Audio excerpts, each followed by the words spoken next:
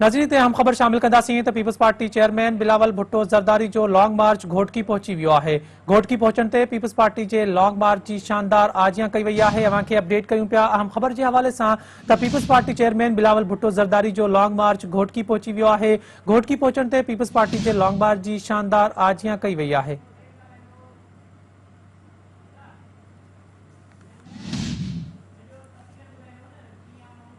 अहम ख़बर अवां सां शेयर कयूं पिया। पीपल्स पार्टी चेयरमैन बिलावल भुट्टो ज़रदारी जो लॉन्ग मार्च घोटकी पहुची वियो आहे। घोटकी पहुचण ते पीपल्स पार्टी जे लॉन्ग मार्च जी शानदार आजियां कई वई आहे। अवां खे अपडेट कयूं पिया अहम ख़बर जे हवाले सां त पीपल्स पार्टी चेयरमैन बिलावल भुट्टो ज़रदारी जो लॉन्ग मार्च घोटकी पहुची वियो आहे। घोटकी पहुचण ते पीपल्स पार्टी जे लॉन्ग मार्च जी शानदार आजियां कई वई आहे। तफ़सील मालूम कंदासीं सिंध टीवी न्यूज़ जे सीनियर रिपोर्टर फयाज़ कुरैशी खां। फयाज़ आगाह कजो, पीपल्स पार्टी जो लॉन्ग मार्च जेको 27 फरवरी ते शुरू थियो हो इन वक्त घोटकी पहुची वियो आहे। अवां कहिड़ा मनाज़िर पिया ॾिसो ऐं छा अपडेट आहिनि अवां वटि? बिल्कुल सिंह घोटकी शहर पहुची चुका आहियूं ते घोटकी शहर में पाकिस्तान पीपल्स पार्टी जो चेयरमैन बिलावल भुट्टो ज़रदारी शहर जे विच में जेको लॻायल आहे पंडाल सजायो वियो आहे जलसे गाह जे हवाले सां उते पैदल आहे ऐं अवाम सां मुखातिब हुजण जे हवाले सां तयार आहे। पाकिस्तान पीपल्स पार्टी जेका मुक़ामी क़यादत आहे जा महतार समेत अली मोहम्मद महर ऐं ॿिया जेके अॻुवान आहिनि उहे पिण मौजूद आहिनि। इब्तिदाई ख़िताब उन्हनि जो थींदो, उन खां पोइ पाकिस्तान पीपल्स पार्टी जो सरबराह चेयरमैन पीपल्स पार्टी बिलावल भुट्टो ज़रदारी ख़िताब कंदो। घोटकी शहर में बि वॾो जोशो ख़रोश आहे, वॾी तादाद में माण्हू हिन जलसे में शरीक आहिनि ऐं सीई जेको 27 फरवरी खां कराची खां लॉन्ग मार्च निकितो इहो हाणे घोटकी यानी सिंध जी सरहदुनि ते आख़िरी ख़िताब आहे चेयरमैन पीपल्स पार्टी जो। हिन खां पोइ इहो लॉन्ग मार्च पंजाब जी सरहदुनि में दाख़िल थींदो ऐं उतां खां पोइ रहीम यार खान वेंदो ऐं विच में रहीम यार खान में हिकिड़ो ख़िताब आहे जेका पोइ राति जो उते हुनजो तरसण जो बंदोबस्तु आहे। त हिन वक़्तु घोटकी में जलसे जा जेके मंज़र आहिनि माण्हुनि जा वॾा अंग शामिल आहिनि। पीपल्स पार्टी जा झंडा जेके आहिनि उन्हनि जा मंज़र नज़र अची रहिया आहिनि। सीधी अॻ में पीपल्स पार्टी जो जेको मुख़ालिफ़ लॉन्ग मार्च आहे जंहिंखे सिंध मार्च नालो ॾिनो वियो उहो पिणु निकितो हुयो। उन बरस अगरि जेकॾहिं हुनखे जाचिजे ऐं हिन लॉन्ग मार्च खे जाचे त उनजे भेट में हिते वॾी तादाद में जेके माण्हू शरीक आहिनि ऐं हिन पीपल्स पार्टी जा क़यादत आहे उहो न सिर्फ़ु हिन जलसेगाह के ख़िताबनि जे हवाले सां मौजूदु आहे बल्कि शदीद क़िस्म जी जेका नारेबाज़ी आहे उनजो सिलसिलो जारी आहे। वफ़ाक़ी हुकूमत जे ख़िलाफ़ गो नियाज़ी गो जी नारेबाज़ी आहे ऐं जेका पीपल्स पार्टी जा जेका मुक़ामी अॻुवान आहिनि उहे हिन वक़्तु ख़िताब करे रहिया आहिनि। वॾी तादाद में हिन जलसे में औरतूं मौजूदु आहिनि, ॿारड़ा मौजूदु आहिनि, न सिर्फ़ में बल्कि जो बंदोबस्तु आहे। अच्छा फयाज़, इहो बि आगाह कंदा हलिजो त असां ॾिठो आहे त 27 फरवरी ते कराची खां लॉन्ग मार्च जंहिंमहिल निकितो आहे त पाकिस्तान पीपल्स पार्टी जी जेका सिंध जी क़यादत आहे उहा असांखे नज़र आई आहे कंटेनर ते। छा उहा सम्झो था त पंजाब में दाख़िल थियण खां पोइ वॾो वज़ीर वापसि कराची अची वेंदो ऐं पंजाब जेका क़यादत आहे पीपल्स पार्टी जी उहा कंटेनर ते बिलावल भुट्टो खे जॉइन कंदी?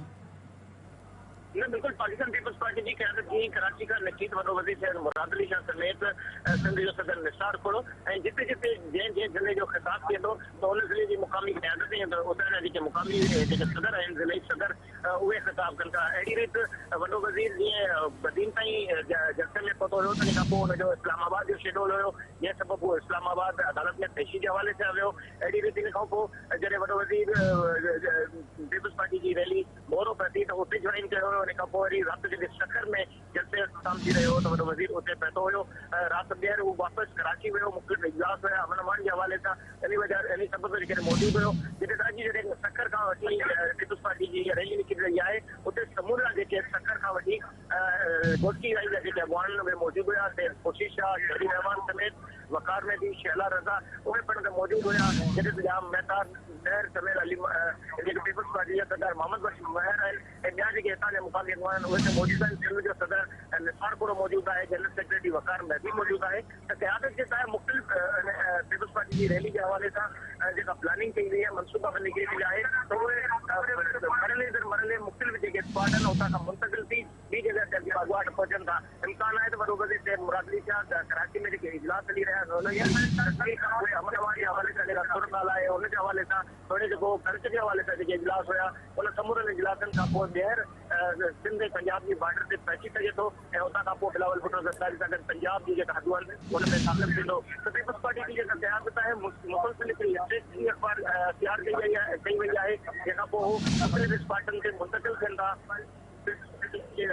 चेयरमैन बिलावल भुट्टो ज़रदारी भेण आसफा जेका उहो कराची में नज़र आई ऐं उन खां पोइ ॿीहर हुनजो जेकॾहिं झलक ॾिठी वई त उहो मुख़्तलिफ़ इस्पातनि ते मोरो में या सकर में पहुती हुई मुंतकिल थिए थी क़यादत ऐं हिन खां पोइ ॿीहर जॉइन करे थी इहो सिलसिलो जारी आहे पर सभ खां वॾी जेका अहम शइ आहे उहा इहा आहे त माण्हुनि जो जेको अंग आहे उनजी जेका तइदाद आहे उहा तमामु घणी घटि आहे तमामु घणा माण्हू जेके हिन रैली में थियल आहिनि बल्कि घटि हुन रैली जे जेके हिसो माण्हू आहिनि उहे पिणु कराची खां वठी मुख़्तलिफ़ ज़िलनि खां उहे बि हिन रैली जो हिसो बणी रहिया आहिनि पर जेका शहर आहिनि जिन शहरनि में जेके ख़िताब थिए थो उते मुक़ामी माण्हू जेके उन्हनि जो वॾो अंग आहे या बाईपास आहे त उते ॿाहिरिनि ॿियनि ज़िलनि खां जेके माण्हू अचनि था त उन्हनि जो वॾो अंग जेको उते इकठो थिए थो ऐं उतां खां ॿीहर हुन रैली खे जॉइन करे थो ऐं असांजे शहर कंजेस्टेड थी विया आहिनि ऐं उन जॻह ते बाईपास जोड़िया विया आहिनि त उहे जेके कराची छटोल पिशावर बदीन सैनो मोहम्मद खान हैदराबाद मोरो ऐं अहिड़ी रीति जेको सकर खां वठी जेके ॿियनि ज़िलनि जा जेके